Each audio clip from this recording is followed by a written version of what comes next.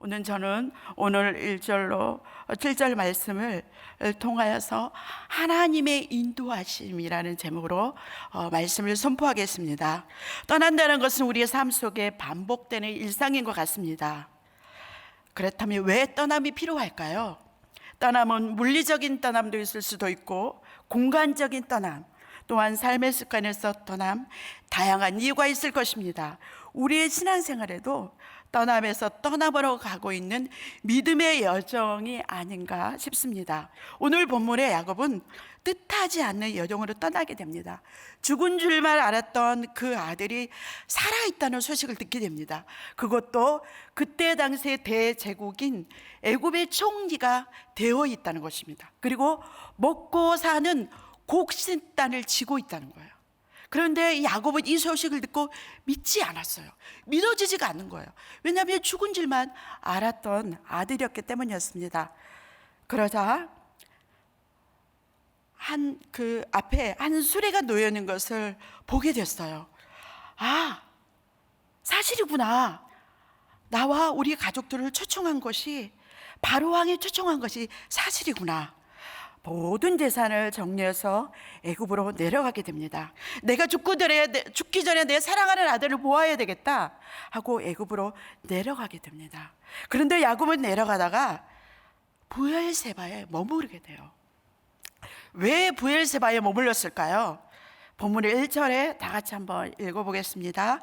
이스라엘이 모든 소유를 이끌고 떠나 브엘세바에 이르러 그의 아버지 이삭의 하나님께 희생 제사를 드리니, 저는 여기서 두 가지를 주목하고 싶습니다. 갑자기 야곱의 이름이 이스라엘이라고 불러지고 있어요. 45장 28절에서도 이스라엘이라고 불려지고 있는데요, 아마 성경의 어떤 그 성경 저자였던 의도성이 있지 않을까 싶습니다. 바로 이 야곱의 이 뜻받지 않는 그 여정, 그 애굽의 여정은 개인적인 차원이 아닌 공적인 의미라고 볼 수 있습니다. 그래서 범국민적인 대표성을 지닌 상징적인 의미라고 볼 수가 있습니다. 즉 하나님의 택한 백성들의 대표성을 드러낸다고 볼 수 있습니다. 그리고 또 한 가지, 여기서 이제 브엘세바에 머무르게 되지 않습니까? 야곱에게 브엘세바는 어떤 곳입니까? 예, 우리가 또 어제 그 말씀을 통해서 아주 잘 브엘세바가 어떤 곳이다 이렇게 말씀을 잘 듣지 않았습니까? 네, 맞습니다. 이삭이 하나님 앞에 음성을 듣고 제단을 쌓고 예배드렸던 곳이에요. 그리고 아브람도 그랬고, 근데 야곱이 그러한 그 믿음의 생생한 현장이 이르는 곳에 와 있는 거예요. 이곳에서 야곱은 희생 제사를 드리고 있습니다. 바로 믿음의 신앙의 공동체가 흐르고 또 가치 있고 소중한 곳이에요. 믿음의 가정이라면 우리가 어떤 나름대로의 그 믿음의 가정의 유산들이 있을 것입니다. 추억이 있을 것입니다. 그래서 우리의 가정들은 어떤가 한번 생각해 보았으면 좋겠습니다. 저희 가정은 이제 4대째 믿음을 이어가고 있는데요, 늘 두 아들들에게 이 그 4대째 믿음을 이어가는 것은 너무나 가치 있고 소중한 것이다. 그래서 너희들이 다른 것은 몰라도 이 믿음의 대는 꼭 이어갔으면 좋겠다. 자주자주 아이들한테 제가 반복하면서 이야기하곤 합니다. 이러한 가치 있고 소중한 곳에 야곱은 무엇을 하고 있다고요? 네, 희생제사를 드리고 있습니다. 그래서 희생제사는 히브리어로 찾아보니까 제바흐 복수형으로 쓰여 있더라고요. 이것은 뭐냐면 야곱이 한 번의 희생제사가 아니라 여러 번 반복해서 하나님 앞에 희생제사를 드리고 있음을 볼 수 있습니다. 야곱의 자발적인 행동의 표현이라고 볼 수 있습니다. 애굽으로 향하는 것이 맞는지, 하나님의 인도하심이 맞는지 묻고 또 묻고 또 묻고 그런 제사를 드리고 있습니다. 그런 야곱에게 하나님은 직접 직접 찾아오시게 됩니다. 2절 한번 볼까요? 제가 읽겠습니다. 그 밤에 하나님이 이상 중에 이스라엘에 나타나 이르시되 야곱아 야곱아 하시는지라. 야곱이 이르되 내가 여기 있나이다. 창세기 28장에 보면 베델에서도 하나님이 직접 만나 주시지 않습니까? 네, 하나님이 또 오늘 그 브엘세바에서 야곱을 만나 주시고 있습니다.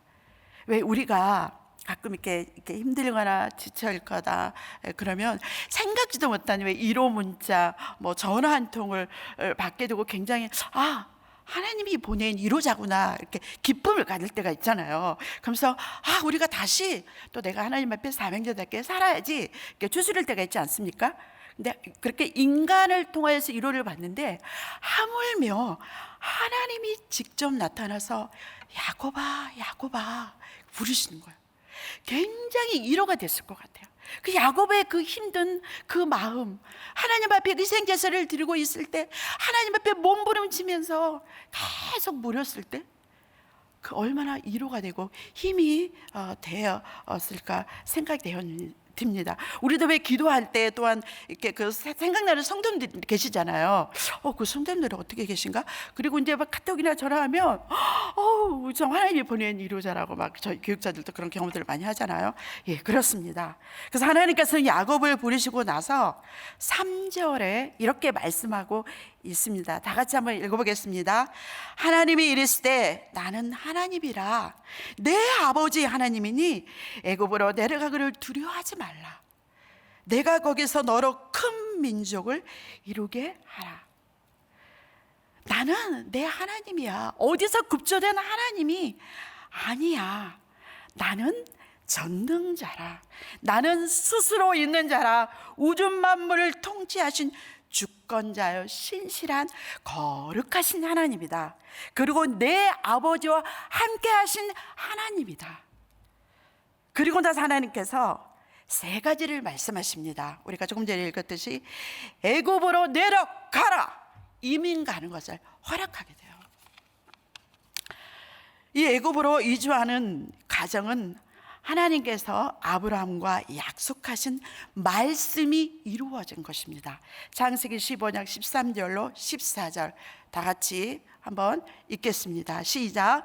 여호와께서 아브라함에게 이르시되 너는 반드시 알라. 내 자손이 이방에서 크게 되어 그들을 섬기겠고 그들은 400년 동안 내 자손을 괴롭히리니 그들이 섬기는 나라를 내가 징벌할지며 그 후에 내 자손이 큰 재물을 이끌고 나오리라. 무슨 말씀입니까? 너의 그 후손들이 이방의 400년의 동안 객이되어 괴롭힘을 겪다가 나올 것이다. 그러니까 네가 야곱의 애굽에 내려가는 것은 하나님의 그 섭리와 주권 가운데 야곱에게 나타나신 그 약속의 말씀은 그 아브라함에게 했던 이 말씀이 점진적으로 성취되어지고 있는 것을 볼 수 있습니다. 그러므로 애굽으로 내려가는 것은 다시 정리를 한다면 출애굽 여정의 배경을 형성하고 있습니다. 그리고 하나님께서 두려워하지 말라. 야곱아, 네가 두려워하지 않았으면 좋겠어. 무엇인가 심정적으로 두려워하고 있는 야곱의 마음을 읽으신 것입니다. 새로운 환경 변화에 두려움이 있을 수 있습니다. 또한 나이가 주는 두려움이 있을 수도 있고요. 또 얼마나 큰 변화입니까? 자기가 살던 곳을 다 짐을 싸서 소유를 준비를 해서 가지고 온 재산을 다 이렇게 준비를 해가지고 이제 그 새로운 변화 환경 가운데 이주하는 것은 사람은 누구나 참 쉽지 않은 것 같습니다. 네. 그럼 변화에 왜 야곱에게 이런 두려움이 없었겠습니까? 우리에게도 그런 그 다양한 일상의 삶 속에 두려움이 있지 않습니까? 야곱이 가지고 있는 그 두려움은 과연 어떤 두려움이었을까요? 저는 이 야곱의 이 감정이 양가 감정이 아니었을까, 이렇게 이제 상담력에서 쓰는 용어인데요. 그것은 뭐냐면 한쪽 마음에는 지금 그 요셉이 앞으로의 기근이 5년 동안 더 있어야 되니까 그 바로 왕을 통해서 초청장을 보낸 거잖아요. 그러니까 그 죽었던 그 아들을 본다는 그 기쁨. 또 한쪽으로는 이게 내려가는 것이 하나님이 인도하신 맞는가? 예, 그러한 그 감정들이 교차되는 순간이 아니었을까? 그러는 가운데 참, 이 야곱의 인도하심을 붙고 그 변화된 그 심령 속에 엄청난 영적인 변화를 볼 수 있는 것입니다. 야곱 그가 누구입니까? 복 받는 거라면 순수한 방법을 가리지 않잖아요. 그죠? 그렇습니다.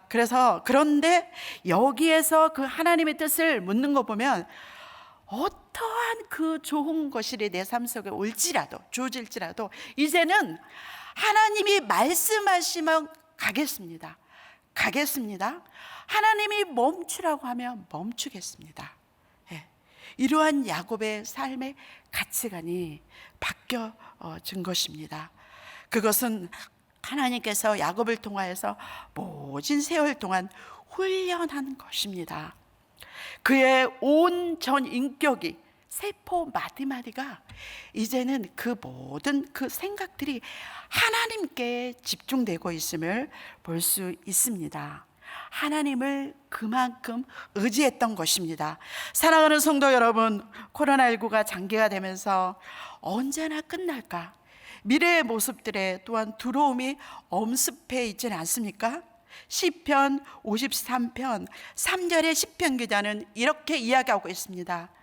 두려워하는 날에 내가 주께 의지하리라. 우리 함께 하나님을 의지하며 이 지금 현실을 뚜벅뚜벅 주님을 붙들고 나아갔으면 좋겠습니다. 하나님이 우리에게 주신 것은 두려워하는 마음이 아닙니다. 야곱은 하나님의 깊은 위로를 통하여 그의 불안도 그의 두려움도 다 사라졌습니다. 그리고 세 번째 주신 것은 나는 그 후손으로 큰 민족을 이룰 것이다. 거기서 큰 민족을 이룰 것이다. 이것은 하나님의 보장된 약속입니다. 아브라함에 주신 약속을 야곱에게도 지금 주고 있습니다. 즉 하나님은 언약의 이 약속의 말씀을 신실하게 이루어 가신 것을 볼 수 있습니다. 하나님은 또 새로운 시대가 열 때마다 노아에게도 아브라함에게도 이삭에게도 또한 그 야곱에게도 큰 민족을 이루리라, 네가 번성하게 되리라 계속적으로 말씀하고 있습니다. 그러므로 우리의 인생이 누구의 선하신 뜻 가운데 있습니까? 하나님의 선하신 뜻과 완전하신 계획 안에 있음을 믿으시길 바라겠습니다. 4절에 한번 또 어떻게 말씀하고 있는지 보겠습니다. 다 같이 읽겠습니다. 내가 너와 함께 애굽으로 내려가겠고 반드시 너를 인도하여 다시 올 것이라. 요셉이 그의 손으로 내 눈을 감기리라. 애굽으로 너와 함께 내려갈 것이다. 그리고 너를 인도하여 다시 올 것이다. 이것은 조금 전에 말씀드린 것처럼 아브라함에게 맺은 그 약속의 땅을 다시 올라온다는 것을 확증해 주고 있습니다. 그리고 나서 하나님께서 야곱에게 꿈 같은 약속을 하게 돼요. 요셉 그가 그의 손으로 내 눈을 감기리라. 임종까지 예언을 받게 됩니다. 참 어떻게 보면 역설적인 것 같아요. 그래서 예전에 제가 이제 담임 목사님 설교를 이렇게 자주 듣는데요. 그 말씀 가운데 제 가슴에 탁 남는 게 있었어요. 하나님은 옳은 일을 하시는 것이 아니라 하나님의 하시는 일이 언제나 옳습니다. 그렇습니다. 하나님은 선하신 가운데 당신의 계획대로 뜻대로 우리 인간을 구원하시기 위한 그 계획을 가지고 성취해 나가신 분입니다. 하나님은 또 야곱은 하나님께 몸부림치면서 묻고 또 물었습니다. 하나님께 음성을 들었습니다. 하나님께 약속의 말씀을 받았습니다. 그리고 행동으로 결단합니다. 5절에 어떻게 행동으로 결단하는지 보겠습니다. 다 같이 읽겠습니다. 야곱이 브엘세바에서 떠났을 때 이스라엘 아들들이 바로가 그를 태우려고 보낸 수레에 자기들의 아버지 야곱과 자기들의 처자들을 태우고 드디어 이제서야 바로가 보낸 수레를 타게 돼요. 그리고 가족 모두가 애굽으로 내려가게 됩니다. 즉 이것은 무엇이냐며 야곱이 하나님 앞에 묻고 또 묻고 약속의 말씀을 받고 움직이게 됩니다. 그리고 순종으로 반응하게 됩니다. 그리고 8절 27절에서는 애굽으로 이주하는 명단이 기록하고 있습니다. 야곱의 가족이 한 사람씩 성경은 기록하고 있는데요, 27절에 보니까 애굽에 이른 자가 모두 70명이었더라. 7은 안전수이지 않습니까? 10은 충만함. 그래서 안전한 숫자, 그 무엇인가 대표성을 의미하는 숫자라고 볼 수 있습니다. 큰 민족을 이루어갈 이 70명의 기초 공동체는 우리와 다를 바가 없는 재성을 가진 사람들이었어요. 네, 우리 눈에는 미미해 보일 수도 있습니다. 그러나 하나님은 이 70명의 기초 공동체 야곱의 가족들을 통하여서 장차 나타날 거대한 하나님의 택한 백성들을 위한 구원의 계획인 언약의 성취를 하나님은 인도하고 계십니다. 말씀을 정리하겠습니다. 떠남은 포기가 아닙니다. 하나님의 은혜의 시작점입니다. 하나님은 야곱을 붙들어서 약속과 삶의 방향을 제시합니다. 그리고 행동으로 순종하며 나아갑니다. 약속의 말씀을 받습니다. 말씀은 살아있습니다. 역사합니다. 생명력이 있습니다. 영혼을 솟게 합니다. 약속이 담긴 말씀을 붙드십시오. 말씀만이 우리를 숨쉬게 하십니다. 길과 진리 되신 예수님을 의지하시길 바라겠습니다. 우리에게 오늘 하루하루 살아갈 때 질탱할 수 있는 것은, 그 힘은 말씀밖에 없는 것 같습니다. 또 하루가 주어졌습니다. 하나님의 구원의 역사를 한 부분을 감당하고 있는 우리들입니다. 복음의 후사답게 오늘도 내 생각대로 살지 마시길 바라겠습니다. 하나님의 뜻을 묻고 또 묻고 순종하며 여러분의 삶 가운데 오늘도 하나님의 인도하심을 받는 그런 축복된 그런 하루가 되시길 주님의 이름으로 축복합니다. 다 같이 기도하겠습니다. 그렇습니다. 야곱이 하나님의 말씀을, 그 약속의 말씀을 붙잡기 전에는 움직이지 않았습니다. 하나님, 오늘 창세기 46장 1절로 7절 말씀을 통하여서 각자에게 주신 음성이 있을 것입니다. 오늘도 하나님 그 음성 붙들고 살아내길 원합니다. 일상적인 삶 가운데 성교적인 복음이 호사답게 살아갈 수 있도록 우리를 붙들어 주시옵소서. 기도하시고 각자 개인의 기도를 하시고 모든 새벽 예배를 기도회를 마치겠습니다. 다 같이 기도하겠습니다. 하나님 아버지 감사합니다. 오늘도 하나님 아버지 말씀을 통하여서 하나님 주의 음성 듣게 하여 주시니 감사합니다. 하나님 아버지, 야곱은 하나님의 말씀을, 하나님의 인도하심을